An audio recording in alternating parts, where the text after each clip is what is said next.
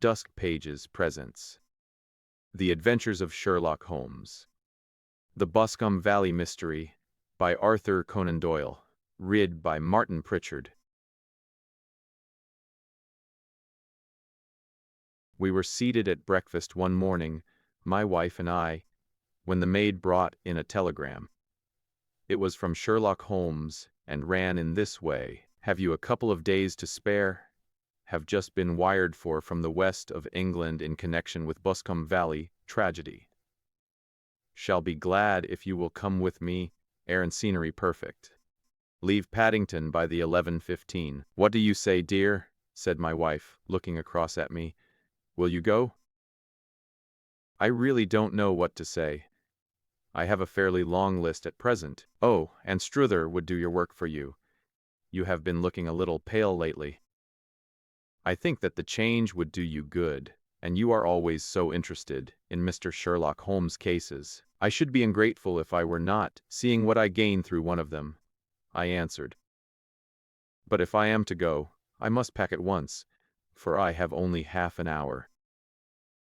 My experience of camp life in Afghanistan had at least had the effect of making me a prompt and ready traveler.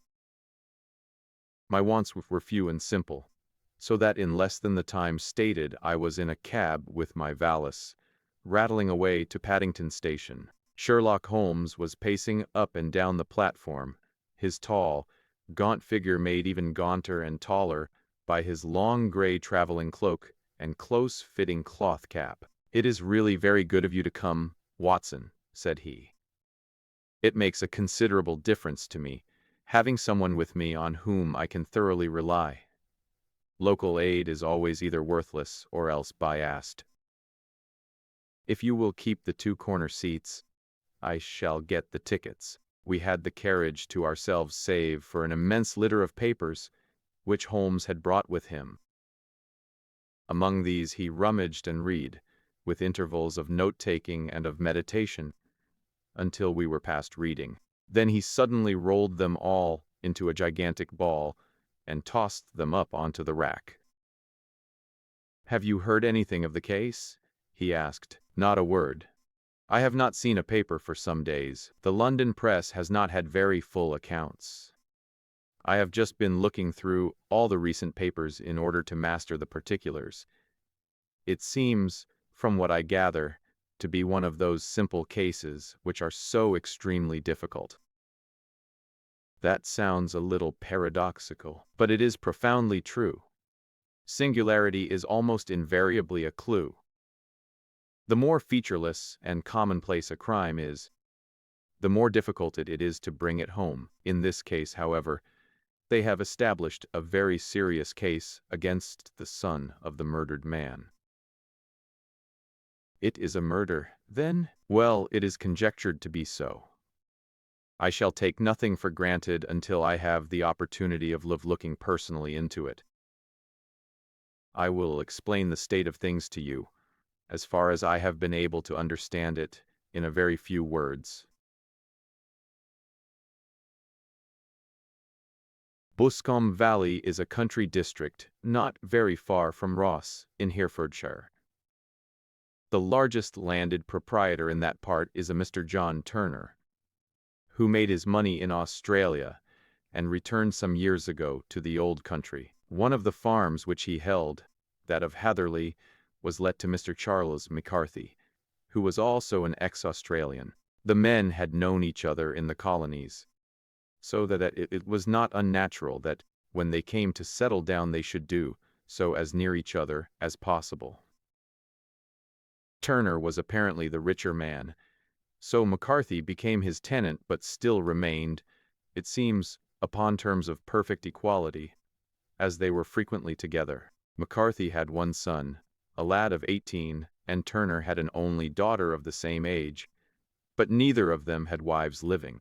They appear to have avoided the society of the neighboring English families, and to have led retired lives, though both the McCarthys were fond of sport, and were frequently seen at the race meetings of the neighborhood.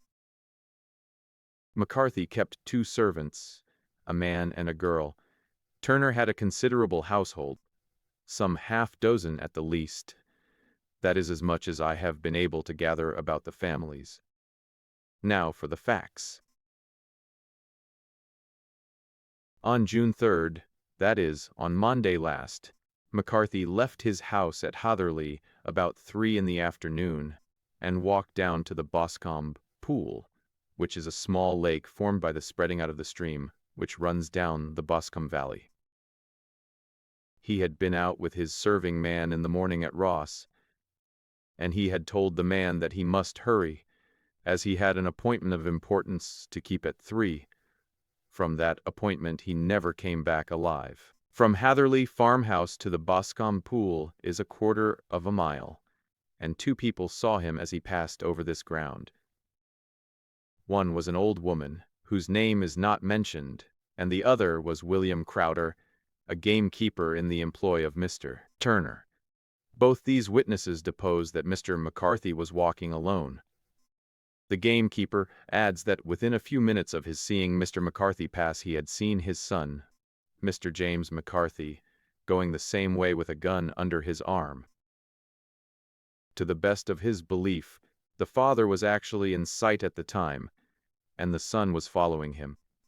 He thought no more of the matter until he heard in the evening of the tragedy that had occurred. The 2 McCarthys were seen after the time when William Crowder, the gamekeeper, lost sight of them. The Boscombe Pool is thickly wooded round, with just a fringe of grass and of reeds round the edge. A girl of 14, Patience Moran, who is the daughter of the lodge keeper of the Boscombe Valley estate, was in one of the woods picking flowers. She states that while she was there she saw, at the border of the wood and close by the lake, Mr. McCarthy and his son, and that they appeared to be having a violent quarrel. She heard Mr. McCarthy, the elder, using very strong language to his son, and she saw the latter raise up his hand as if to strike his father. She was so frightened by their violence that she ran away, and told her mother when she reached home that she had left the 2 McCarthys quarreling near Boscombe Pool, and that she was afraid that they were going to fight. She had hardly said the words when young Mr. McCarthy came running up to the lodge to say that he had found his father dead in the wood, and to ask for the help of the lodge keeper. He was much excited, without either his gun or his hat, and his right hand and sleeve were observed to be stained with fresh blood. On following him they found the dead body stretched out upon the grass beside the pool. Under these circumstances the young man was instantly arrested, and a verdict of willful murder having been returned at the inquest on Tuesday, he was on Wednesday brought before the magistrates at Ross, who have referred the case to the next assizes. Those are the main facts of the case as they came out before the coroner and the police court. I could hardly imagine a more damning case, I remarked. If ever circumstantial evidence pointed to a criminal, it does so here. Circumstantial evidence is a very tricky thing, answered Holmes thoughtfully. It may seem to point very straight to one thing, but if you shift your own point of view a little, you may find it pointing in an equally uncompromising manner to something entirely different. There are several people in the neighborhood, however, and among them Miss Turner, the daughter of the neighboring landowner, who believe in his innocence, and who have retained Lestrade, whom you may recollect in connection with the study in Scarlet, to work out the case in his interest. Lestrade, being rather puzzled, has referred the case to me, and hence it is that 2 middle-aged gentlemen are flying westward at 50 miles an hour, instead of quietly digesting their breakfasts at home. I am afraid, said I, that the facts are so obvious that you will find little credit to be gained out of this case. There is nothing more deceptive than an obvious fact, he answered, laughing. Besides, we may chance to hit upon some obvious facts, which may have been by no means obvious to Mr. Lestrade. You know me too well to think that I am boasting when I say that I shall either confirm or destroy his theory, by means which he is incapable of employing, or even of understanding. To take the first example to hand, I very clearly perceive that in your bedroom the window is upon the right-hand side. And yet I question whether Mr. Lestrade would have noted even so self-evident a thing as that. How, earth? You shave every morning, and in this season you shave by the sunlight. But since your shaving is less and less complete as we get farther back on the left side, until it becomes positively slovenly as we get round the angle of the jaw, it is surely very clear that that side is less illuminated than the other. I could not imagine a man of your habits looking at himself in an equal light and being satisfied with such a result. I only quote this as a trivial example of observation and inference. Therein lies my métier, and it is just possible that it may be of some service in the investigation which lies before us. There are one or two minor points which were brought out in the inquest, and are worth considering. What they? It appears that his arrest did not take place at once, but after the return to Hatherley Farm. On the inspector of constabulary informing him that he was a prisoner, he remarked he was not surprised to hear it, and that it was no more than his deserts. This observation of his has had the natural effect of removing any traces of doubt which might have remained in the minds of the coroner's jury. It was a confession, I ejaculated. No, for it was followed by a protestation of innocence. Coming on the top of such a damning series of events, it was at least a most suspicious remark. Had he appeared surprised at his own arrest, or feigned indignation at it, I should have looked upon it as highly suspicious, because such surprise or anger would not be natural under the circumstances, and yet might appear to be the best policy to a. As to his remark about his deserts, it was also not unnatural if you consider that he stood beside the dead body of his father, and that there is no doubt that he had that very day so far forgotten his filial duty as to bandy words with him, and even, according to the little girl whose evidence is so important, to raise his hand as if to strike him. The self-reproach and contrition which are displayed in his remark appear to me to be of a healthy mind rather than of a guilty one. I shook my head. Many men have been hanged on far slighter evidence, I remarked. So they have, and many men have been wrongfully hanged. What is the young man's own account of the matter? It is, I am afraid, not very encouraging to his supporters, though there are one or two points in it which are suggestive. You will find it here, and may read it for yourself.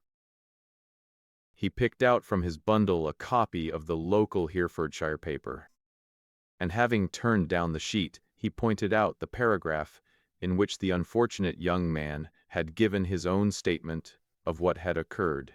I settled myself down in the corner of the carriage and read it very carefully. It ran in this way. Mr. James McCarthy, the only son of the deceased, was then called and gave evidence as follows. I had been away from home for 3 days at Bristol, and had only just returned upon the morning of last Monday, the 3rd. My father was absent from home at the time of my arrival, and I was informed by the maid that he had driven over to Ross with John Cobb, the groom. Shortly after my return I heard the wheels of his trap in the yard, and, looking out of my window, I saw him get out and walk rapidly out of the yard, though I was not aware in which direction he was going. I then took my gun and strolled out in the direction of the Boscombe Pool, with the intention of visiting the rabbit warren which is upon the other side. On my way I saw William Crowder, the gamekeeper, as he had stated in his evidence. But he is mistaken in thinking that I was following my father. I had no idea that he was in front of me. When about 100 yards from the pool, I heard a cry of cooey, which was a usual signal between my father and myself. I then hurried forward, and found him standing by the pool. He appeared to be much surprised at seeing me, and asked me rather roughly what I was doing there. A conversation ensued which led to high words and almost to blows, for my father was a man of a very violent temper.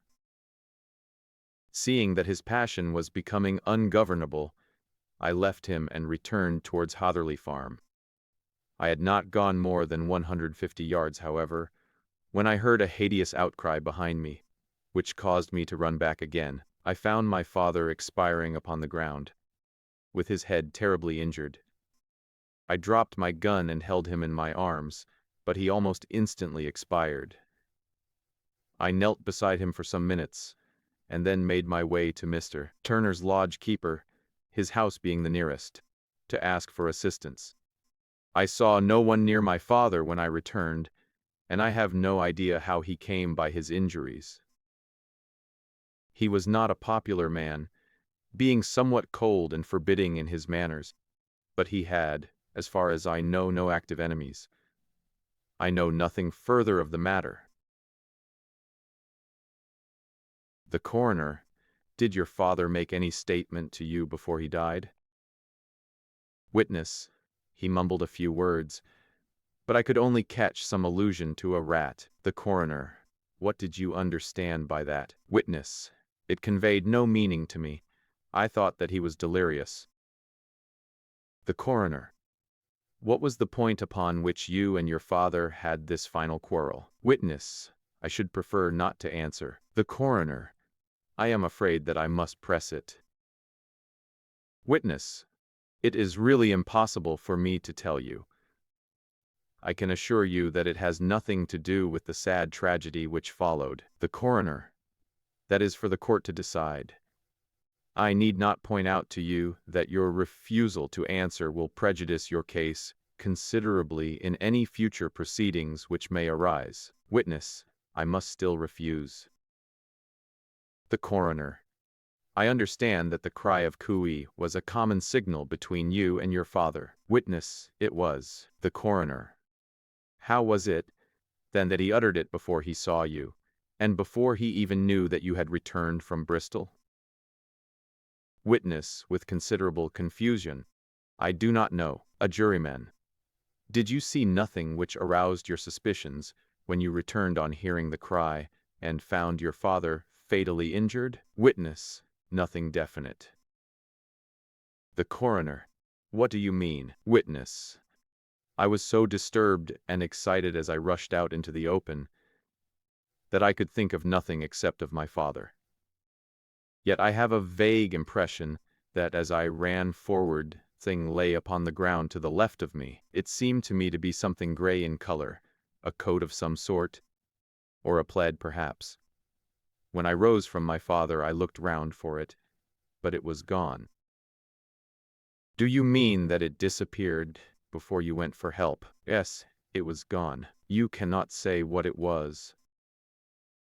No, I had a feeling something was there. How far from the body? A dozen yards or so. And how far from the edge of the wood? About the same. Then, and if it was removed, it was while you were within a dozen yards of it? Yes, but with my back towards it. This concluded the examination of the witness. I see. As I glanced down the column, that the coroner in his concluding remarks was rather severe upon young McCarthy. He calls attention, and with reason, to the discrepancy about his father having signaled to him before seeing him, also to his refusal to give details of his conversation with his father, and his singular account of his father's dying words. They are all, as he remarks, very much against the son. Holmes laughed softly to himself, and stretched himself out upon the cushioned seat. Both you and the coroner have been at some pains, said he, to single out the very strongest points in the young man's favor. Don't you see that you alternately give him credit for having too much imagination, and Too little. Too little. If he could not invent a cause of quarrel which would give him the sympathy of the jury. Too much. If he evolved from his own inner consciousness anything so outre as a dying reference to a rat, and the incident of the vanishing cloth. No, sir. I shall approach this case from the point of view that what this young man says is true, and we shall see whither that hypothesis will lead us. And now here is my pocket Petrarch, and not another word shall I say of this case until we are on the scene of action. We lunch at Swindon, and I see that we shall be there in 20 minutes. It was nearly 4 o'clock when we at last, after passing through the beautiful Stroud Valley and over the broad gleaming Severn, found ourselves at the pretty little country town of Ross. A lean, ferret-like man, furtive and sly-looking, was waiting for us upon the platform. In spite of the light brown dust coat and leather leggings which he wore in deference to his rustic surroundings, I had no difficulty in recognizing Lestrade of Scotland Yard. With him we drove to the Hereford Arms, where a room had already been engaged for us. "I have ordered a carriage," said Lestrade as we sat over a cup of tea. "I knew your energetic nature, and then that you would not be happy until you had been on the scene of the crime." "It was very nice and complimentary of you," Holmes answered. It is entirely a question of barometric pressure." Lestrade looked startled. "I do not quite follow," he said. "How is the glass?" 29, I see. No, and not a cloud. I have a caseful of cigarettes here which need smoking, and the sofa is very much superior to the usual country hotel abomination. I do not think that it is probable that I shall use the carriage tonight." Lestrade laughed indulgently. "You doubt already formed your conclusions from the newspapers. The case is plain as a pikestaff, and the more one goes into it, the plainer it becomes. Still, of course, one can't refuse a lady, and such a very positive one, too. She has heard of you, and would have your opinion, though I repeatedly told her that there was nothing which you could do which I had not already done. Why, bless my soul, here is her carriage at the door." He had hardly spoken before there rushed into the room one of the most lovely young women that I have ever seen in my life. Her violet eyes shining, her lips parted, a pink flush upon her cheeks. All thought of her natural reserve lost in her overpowering excitement and concern. "Oh, Mr. Sherlock Holmes," she cried, glancing from one to the other of us, and finally, with a woman's quick intuition, fastening upon my companion, "I am so glad that you have come. I have driven down to tell you so. I know that James didn't do it. I know it, and I want you to start upon your work knowing it, too. Never let yourself doubt upon that point. We have known each other since we were little children, and I know his faults as no one else. But he is too tender-hearted to hurt a fly. Such a charge is absurd to anyone who really knows him." "I hope we may clear him, Miss Turner," said Sherlock Holmes. "You may rely upon my doing all that I can. But you have read the evidence. You have formed some conclusion. Do you not see some loophole, some flaw? Do you not yourself think that he is innocent? I think that it is very probable." "There now," she cried, throwing back her head and looking defiantly at Lestrade. "You hear, he gives me hopes." Lestrade shrugged his shoulders. "I am afraid that my colleague has been a little quick in forming his conclusions," he said, "but he is right." "Oh, I know that he is right. James never did it, and about his quarrel with his father, I am sure that the reason why he would not speak about it to the coroner was because I was concerned in it." "In what way?" asked Holmes. "It is no time for me to hide anything. James and his father had many disagreements about me. Mr. McCarthy was very anxious that there should be a marriage between us. James and I have always loved each other as brother and sister. But of course he is young and has seen very little of life yet. Well, he naturally did not wish to do anything like that yet. So there were quarrels, and this, I am sure, was one of them. "And your father?" asked Holmes. "Was he in favor of such a union?" "No, he was averse to it also. No one but Mr. McCarthy was in favor of it." A quick blush passed over her fresh, young face as Holmes shot one of his keen, questioning glances at her. "Thank you for this information," said he. "May I see your father if I call tomorrow?" "I am afraid the doctor won't allow it." "The doctor?" "Yes. Have you not heard? Poor father has never been strong for years back, but this has broken him down completely. He has taken to his bed, and Dr. Willows says that he is a wreck and that his nervous system is shattered." Mr. McCarthy was the only man alive who had known Dad in the old days in Victoria. In Victoria. That is important. "Yes, at the mines." "Quite so. At the gold mines, where, as I understand, Mr. Turner made his money." "Yes, certainly." "Thank you, Miss Turner. You have been of material assistance to me. You will tell me if you have any news tomorrow. No doubt you will go to the prison to see James. Oh, if you do, Mr. Holmes, do tell him that I know him to be innocent." "I will, Miss Turner." "I must go home now, for Dad is very ill, and he misses me so if I leave him. Goodbye, and God help you in your undertaking." She hurried from the room as impulsively as she had entered, and we heard the wheels of her carriage rattle off down the street. "I am ashamed of you, Holmes," said Lestrade with dignity after a few minutes of silence. "Why should you raise up hopes which you are bound to disappoint? I am not over-tender of heart, but I call it cruel." "I think that I see my way to clearing James McCarthy," said Holmes. "Have you an order to see him in prison?" "Yes, but only for you and me." "Then I shall reconsider my resolution about going out. We have still time to take a train to Hereford and see him tonight?" "Ample." "Then let us do so.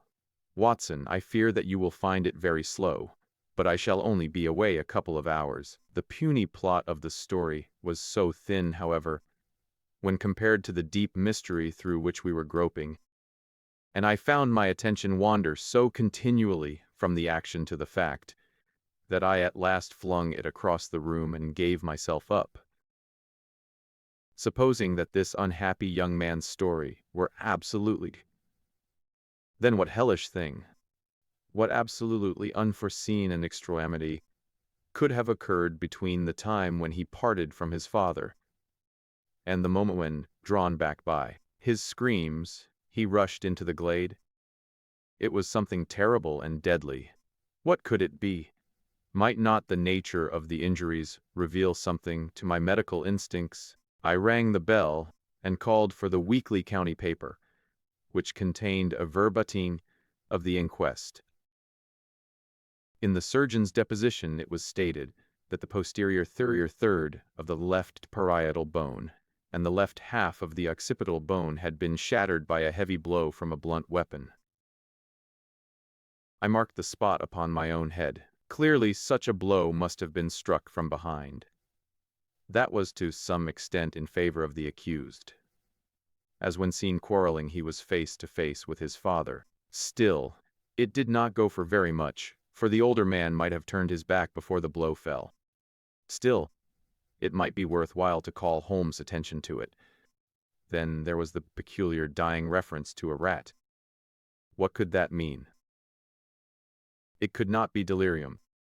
A man dying from a sudden blow does not commonly become delirious.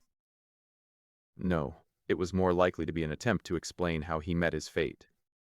What could it indicate? I cudgeled my brains to find some possible explanation. If that were true, the murderer must have dropped some part of his dress, presumably his overcoat, in his flight, and must have had the hardihood to return and to carry it away at the instant when the son was kneeling with his back turned not a dozen paces off. What a tissue of mysteries and improbabilities the whole thing was.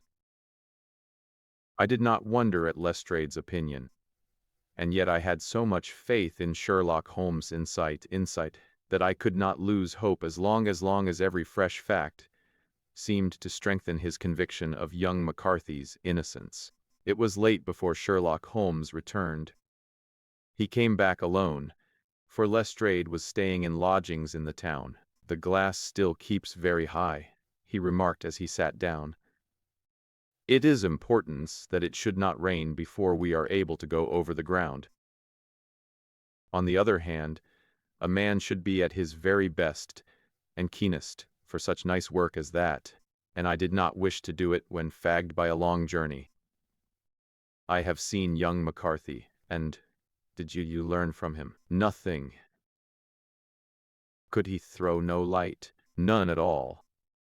I was inclined to think at one time that he knew who had done it and was screening him or her, but I am convinced now that he is as puzzled as everyone else. He is not a very quick-witted youth, though comely to look at, and I should think sound at heart."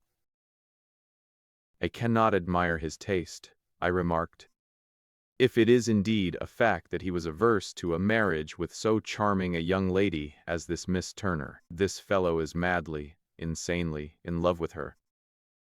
But some 2 years ago, when he was only a lad, and before he really knew her, for she had been away 5 years at a boarding school, what does the idiot do but get into the clutches of a barmaid in Bristol and marry her at a registry office? No one knows a word of the matter, but you can imagine how maddening it must be to him to be upbraided for not doing what he would give his very eyes to do, but what he knows to be absolutely impossible." It was sheer frenzy of this sort which made him throw his hands up into the air when his father, at their last interview, was goading him on to propose to Miss Turner. On the other hand, he had no means of supporting himself, and his father, who was by all accounts a very hard man, would have thrown him over utterly had he known the truth. Good has come out of evil, however, for the barmaid, finding from the papers that he is in serious trouble and likely to be hanged, has thrown him over utterly, and has written to him to say that she has a husband already in the Bermuda dockyard, so that there is really no tie between them. I think that that bit of news has consoled young McCarthy for all that he has suffered. But if he is innocent, who has done it? Ah! I would call your attention very particularly to 2 points. One is that the murdered man had an appointment with someone at the pool, and that the someone could not have been his son, for his son was away, and he did not know when he would return. The second is that the murdered man was heard to cry cooey before he knew that his son had returned. Those are the crucial points upon which the case depends. And now let us talk about George Meredith, if you please, and we shall leave all minor matters until tomorrow. There was no rain, as Holmes had foretold, and the morning broke bright and cloudless. At 9 o'clock Lestrade called for us with the carriage, and we set off for Hatherley Farm and the Boscombe Pool. "There is serious news this morning," Lestrade observed. "It is said that Mr. Turner of the Hall is so ill that his life is despaired of." "An elderly man, I presume," said Holmes, "about 60. But his constitution has been shattered by his life abroad, and he has been in failing health for some time. This business has had a very bad effect upon him. He was an old friend of McCarthy's, and I may add, a great benefactor to him, for I have learned that he gave him Hatherley Farm free." "Indeed! It is interesting," said Holmes. "Oh, yes, in 100 other ways he has helped him. Everybody about here speaks of his kindness to him. Does it not strike you as a little singular that this McCarthy, who appears to have had little of his own, and to have been under such obligations to Turner, should still talk of marrying his son to Turner's daughter, who is, presumably, heiress to the estate, and that in such a very cocksure manner, as if it were merely a case of a proposal and all else would follow. It is the more strange, since we know that Turner himself was averse to the idea. The daughter told us as much. Do you deduce something from that? We have got to the deductions and the inferences, said Lestrade, winking at me. I find it hard enough to tackle facts, Holmes, without flying away after theories and fancies. You are right, said Holmes demurely. You do find it very hard to tackle the facts. Anyhow, I have grasped one fact which you seem to find it difficult to get hold of, replied Lestrade with some warmth. And that is, that McCarthy Sr. met his death from McCarthy Jr., and that all theories to the contrary are the merest moonshine. Well, moonshine is a brighter thing than fog, said Holmes, laughing. But I am very much mistaken if this is not Hatherley Farm upon the left. Yes, that is it. It was a widespread, comfortable-looking building, two-storied, slate-roofed, with great yellow blotches of lichen upon the gray walls. The drawn blinds and the smokeless chimneys, however, gave it a stricken look, as though the weight of this horror still lay heavy upon it. We called at the door, when the maid, at Holmes' request, showed us the boots which her master wore at the time of his death, and also a pair of the son's, though not the pair which he had then had. Having measured these very carefully from 7 or 8 different points, Holmes desired to be led to the courtyard, from which we all followed the winding track, which led to Boscombe Pool. Sherlock Holmes was transformed when he was hot upon such a scent as this. Men who had only known the quiet thinker and logician of Baker Street would have failed to recognize him. His face flushed and darkened. His nostrils seemed to dilate with a purely animal lust for the chase, and his mind was so absolutely concentrated upon the matter before him that a question or remark fell unheeded upon his ears, or, at the most, only provoked a quick, impatient snarl in reply. Swiftly and silently he made his way along the track, which ran through the meadows, and so by way of the woods to the Boscombe Pool. It was damp, marshy ground, as is all that district, and there were marks of many feet, both upon the path and amid the short grass which bounded it on either side. Sometimes Holmes would hurry on, sometimes stop dead, and once he made quite a little detour into the meadow. Lestrade and I walked behind him, the detective indifferent and contemptuous, while I watched my friend with the interest which sprang from the conviction that every one of his actions was directed towards a definite end. The Boscombe Pool, which is a little reed-girt sheet of water some 50 yards across, is situated at the boundary between the Hatherley Farm and the private park of the wealthy Mr. Turner. Above the woods which lined it upon the farther side, we could see the red, jutting pinnacles which marked the site of the rich landowner's dwelling. On the Hatherley side of the pool the woods grew very thick, and there was a narrow belt of sodden grass 20 paces across between the edge of the trees and the reeds which lined the lake. Lestrade showed us the exact spot at which the body had been found, and, indeed, so moist was the ground, that I could plainly see the traces which had been left by the fall of the stricken man. To Holmes, as I could see by his eager face and peering eyes, very many other things were to be read upon the trampled grass. He ran round like a dog who is picking up a scent, and then turned upon my companion. "What did you go into the pool for?" he asked. "I fished about with a rake. I thought there might be some weapon or other trace. But how on earth? Oh, tut! I have no time. That left foot of yours with its inward twist is all over the place. A mole could trace it, and there it vanishes among the reeds. Oh, how simple it would all have been had I been here before they came like a herd of buffalo and wallowed all over it. Here is where the party with the lodge keeper came, and they have covered all tracks for 6 or 8 feet round the body. But here are 3 separate tracks of the same feet. He drew out a lens and lay down upon his waterproof to have a better view, talking all the time rather to himself than to us. These are young McCarthy's feet. Twice he was walking, and once he ran swiftly, so that the soles are deeply marked and the heels hardly visible. That bears out his story. He ran when he saw his father on the ground. Then here are the father's feet as he paced up and down. What is this, then? It is the butt end of the gun as the son stood listening. And this? Ha, ha. Tiptoes. Square. Quite unusual boots. They come, they go. They come again. Of course that was for the cloak. Now, where did they come from?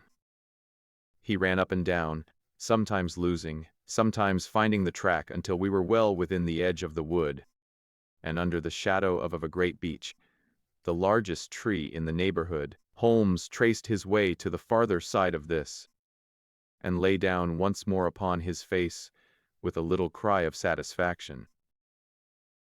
For a long time he remained there, turning over the leaves and dried sticks, gathering up what seemed to me to be dust into an envelope, and examining with his lens not only the ground, but even the bark of the tree, as far as he could reach. A jagged stone was lying among the moss, and this also he carefully examined and retained.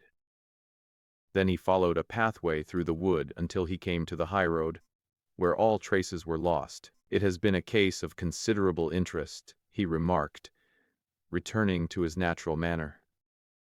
He fancied that this grey house on the right must be the lodge. I think that I will go in and have a word with Moran, and perhaps write a little note. Having done that, we may drive back to our luncheon. You may walk to the cab, and I shall be with you presently. It was about 10 minutes before we regained our cab and drove back into Ross, Holmes still carrying with him the stone which he had picked up in the wood. This may interest you, Lestrade, he remarked, holding it out. The murder was done with it. I see no marks. There are none. Do you know, then? The grass was growing under it. It had only lain there a few days. There was no sign of a place whence it had been taken. It corresponds with the injuries. There is no sign of any other weapon, and the murderer is a tall man, left-handed, limps with the right leg, wears thick-soled shooting boots and a gray cloak, smokes Indian cigars, uses a cigar holder, and carries a blunt penknife in his pocket. There are several other indications, but these may be enough to aid us in our search. Lestrade laughed. I am afraid that I am still a skeptic, he said. Theories are all very well, but we have to deal with a hard-headed British jury. Nous verrons, answered Holmes calmly. You work your own method, and I shall work mine. I shall be busy this afternoon, and shall probably return to London by the evening train. And leave your case unfinished? Finished, but the mystery? It is solved. Who was the criminal, then? The gentleman I describe. But who is he? Surely it would not be difficult to find out. This is not such a populous neighborhood. Lestrade shrugged his shoulders. I am a practical man, and I really cannot undertake to go about the country looking for a left-handed gentleman with a game leg. I should become the laughing-stock of Scotland Yard. All right, said Holmes quietly. I have given you the chance. Here are your lodgings. Goodbye. I shall drop you a line before I leave. Having left Lestrade at his rooms, we drove to our hotel, where we found lunch upon the table.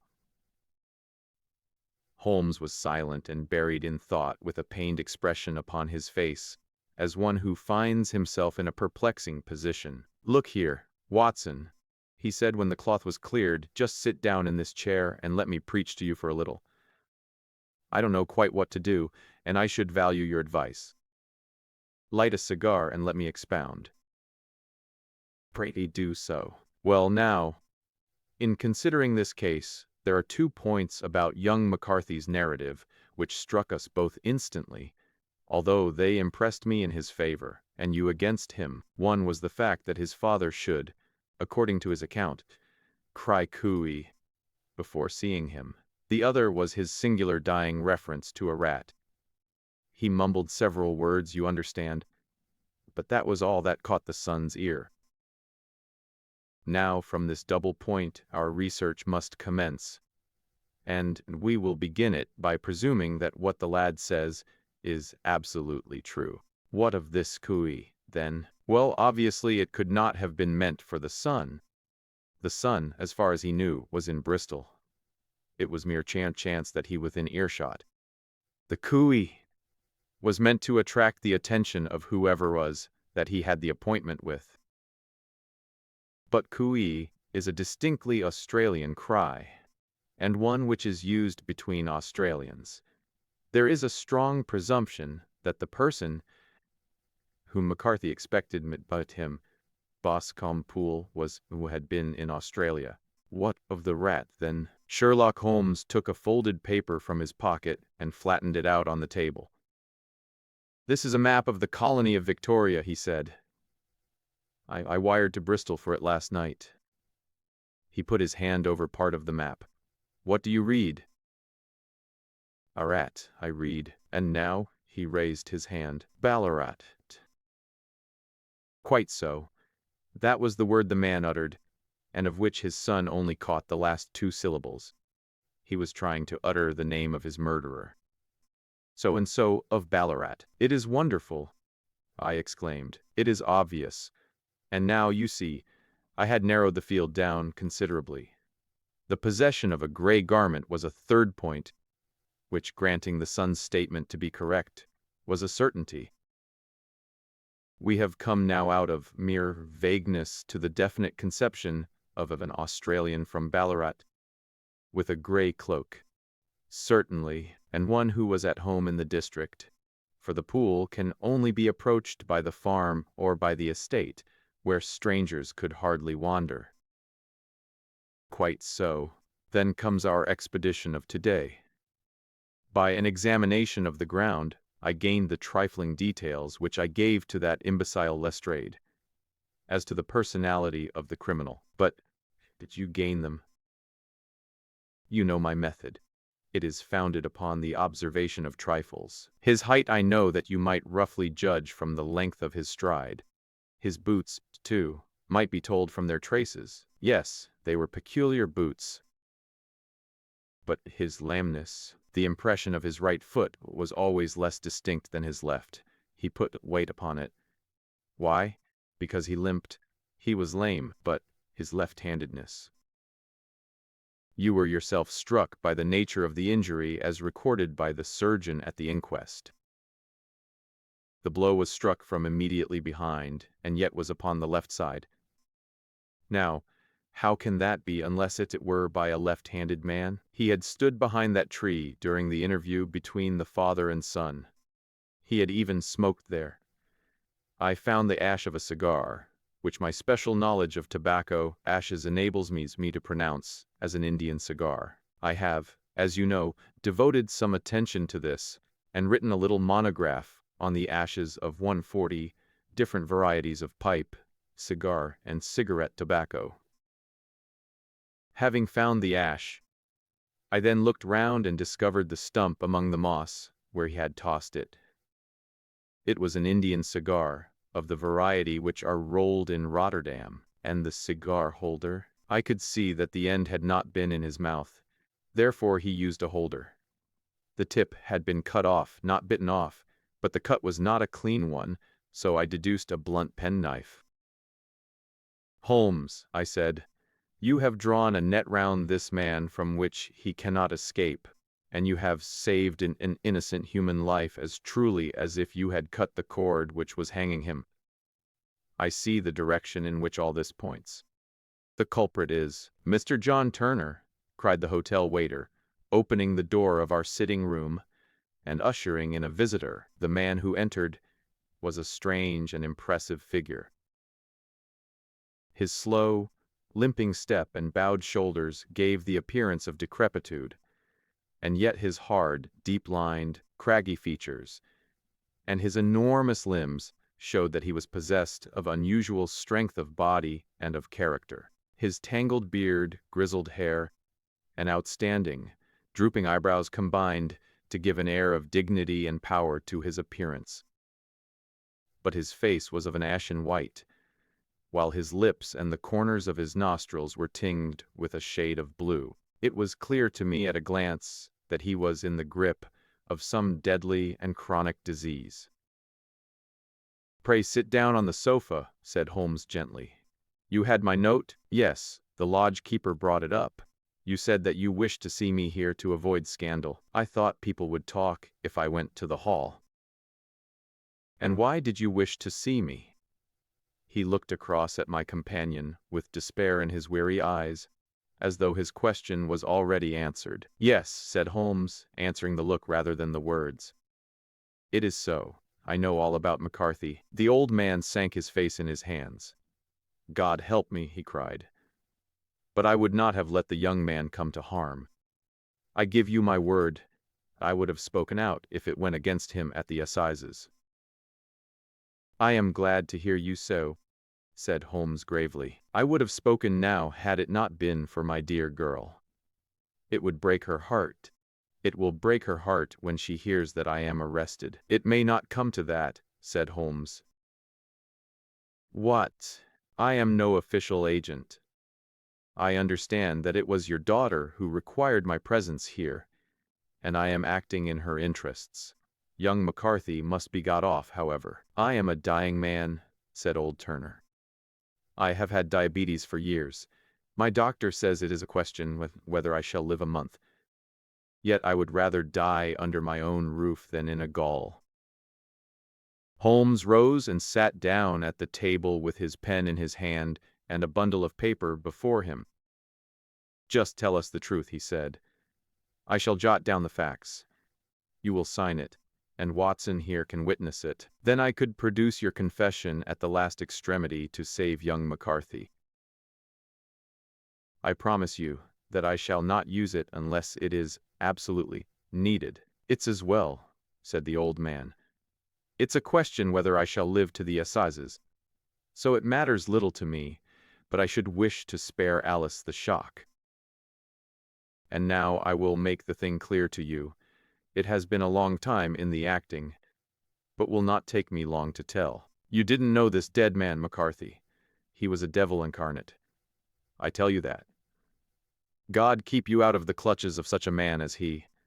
His grip has been upon me these 20 years, and he has blasted my life. I'll tell you first how I came to be in his power. It was in the early 60s at the diggings. I was a young chap then, hot-blooded and reckless, ready to turn my hand at anything. I got among bad companions, took to drink, had no luck with my claim, took to the bush, and in a word became what you would call over here a highway robber. There were 6 of us, and we had a wild, free life of it, sticking up a station from time to time, or stopping the wagons on the road to the diggings. Black Jack of Ballarat was the name I went under, and our party is still remembered in the colony as the Ballarat Gang. One day a gold convoy came down from Ballarat to Melbourne, and we lay in wait for it and attacked it. There were 6 troopers and 6 of us, so it was a close thing, but we emptied 4 of their saddles at the first volley. 3 of our boys were killed, however, before we got the swag. I put my pistol to the head of the wagon driver, who was this very man McCarthy.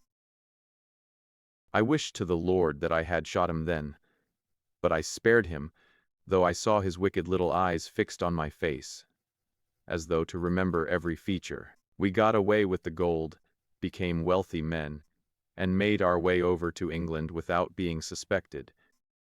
There I parted from my old pals and determined to settle down to a quiet and respectable life. I bought this estate, which chanced to be in the market, and I set myself to do a little good with my money, to make up for the way in which I had earned it. I married too, and though my wife died young, she left me my dear little Alice. Even when she was just a baby, her wee hands seemed to lead me down the right path as nothing else had ever done. In a word, I turned over a new leaf and did my best to make up for the past. All was going well when McCarthy laid his grip upon me. I had gone up to town about an investment, and I met him in Regent Street, with hardly a coat to his back or a boot to his foot. "Here we are, Jack," says he, touching me on the arm. "We'll be as good as a family to you. There's two of us, me and my son, and you can have the keeping of us. If you don't, it's a fine, law-abiding country is England, and there's always a policeman within hail." Well, down they came to the West Country. There was no shaking them off. And there they have lived rent-free on my best land ever since. There was no rest for me, no peace, no forgetfulness. Turn where I would, there was his cunning, grinning face at my elbow. It grew worse as Alice grew up, for he soon saw I was more afraid of her knowing my past than of the police. Whatever he wanted he must have, and whatever it was I gave him without question: land, money, houses, until at last he asked a thing which I could not give. He asked for Alice. His son, you see, had grown up, and so had my girl, and as I was known to be in weak health, it seemed a fine stroke to him that his lad should step into the whole property. But there I was firm. I would not have his cursed stock mixed with mine. Not that I had any dislike to the lad, but his blood was in him, and that was enough. I stood firm. McCarthy threatened. I braved him to do his worst. We were to meet at the pool midway, between our houses, to talk it over. When I went down there I found him talking with his son, so I smoked a cigar and waited behind a tree until he should be alone. But as I listened to his talk, all that was black and bitter in seemed to come uppermost. He was urging his son to marry my daughter, with as little regard for what she might think as if she were a slut from off the streets. It drove me mad to think that I and all that I held most dear should be in the power of such a man as this. Could I not snap the bond? I was already a dying and a desperate man. Though clear of mind and fairly strong of limb, I knew that my own fate was sealed. But my memory and my girl, both could be saved if I could but silence that foul tongue. I did it, Mr. Holmes. I would do it again. Deeply as I have sinned, I have led a life of martyrdom to atone for it. But that my girl should be entangled in the same meshes, which held me, was more than I could suffer. I struck him down with no more compunction than if he had been some foul and venomous beast. His cry brought back his son. But I had gained the cover of the wood, though I was forced to go back to fetch the cloak which I had dropped in my flight. That is the true story, gentlemen, of all that occurred. Well, it is not for me to judge you, said Holmes as the old man signed the statement which had been drawn out. I pray that we may never be exposed to such a temptation. I pray not, sir. And what do you intend to do? In view of your health, nothing. You are yourself aware that you will soon have to answer for your deed at a higher court than the assizes. I will keep your confession, and if McCarthy is condemned, I shall be forced to use it. If not, it shall never be seen by mortal eye. And your secret, whether you be alive or dead, shall be safe with us. Farewell, then, said the old man solemnly.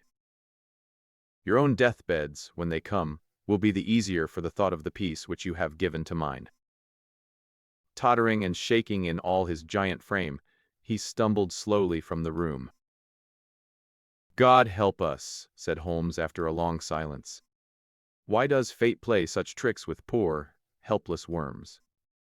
I never hear of such a case as this that I do not think of Baxter's words, and say, but for the grace of God goes Sherlock Holmes. James McCarthy was acquitted at the assizes on the strength of a number of objections which had been drawn out by Holmes and submitted to the defending counsel.